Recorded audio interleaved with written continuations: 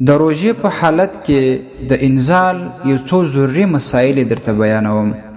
معارف الاسلام اداره.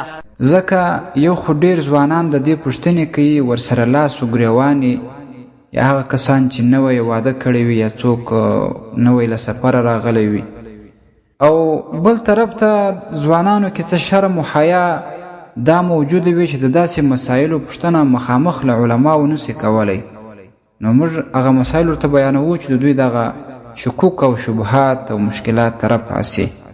اوله مسله دا ده، په حالت د روژې کې د خپلې بیبي سره یا د پردۍ ښځې سره که څوک په شهوت باندې لاس ولګوي او مسه یې کړي او یا مچه ورنه واخلي یا یې په غیږ کې ونیسي یا حملې ورسره وي، ساعت ورسره تېروي، په داسې حالت کې څوک انزال سي نو روژه یې فاسده ده، قضا ورباندې لازمه ده، کفاره یې نسته.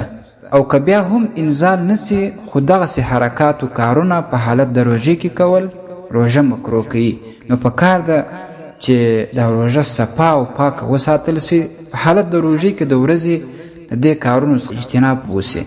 او دویمه مسله دا ده چې که څوک کومه ښځه وویني په شهوت باندې ورته وګوري یا د یوې ښځې شهوتي سوچونه او فکرونه کوي یا په موبایل کې لوس فلم وګوري یا لوس عکسونه وګوري او په دا حالت کې انزال سي، نو روژه ورباندې فاسده نه ده.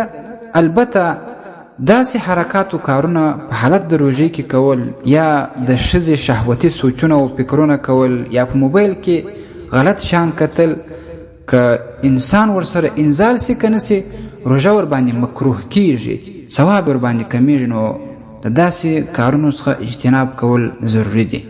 او دریمه ضروري مسله دا ده چې که انسان په حالت د روژې کې په خوب کې انزال سي، احتلام ورته پیښ سي یا شیطان بازي ورسره وسي، نو په دې سره روژه نه فاسدېږي، روژه ورباندې نه ماتېږي.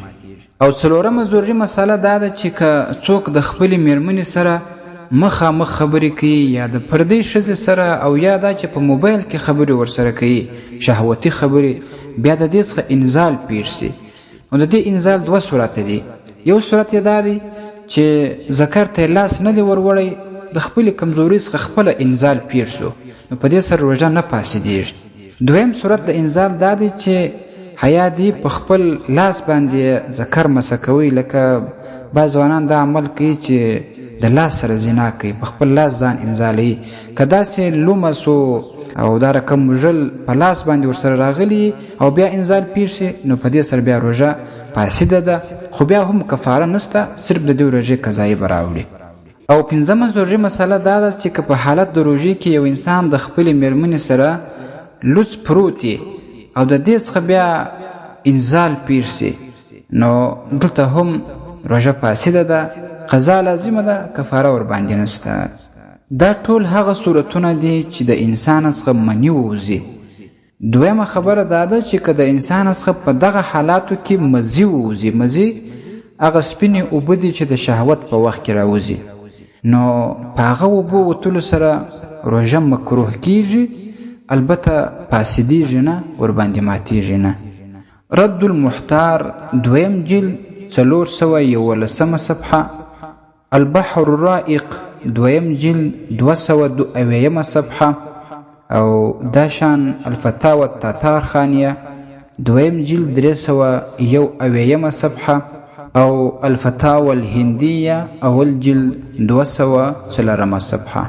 ستاسې د اسلامي پوښتنو جوابونکی مفتی حکیم الله صابر الحنفي صاحب.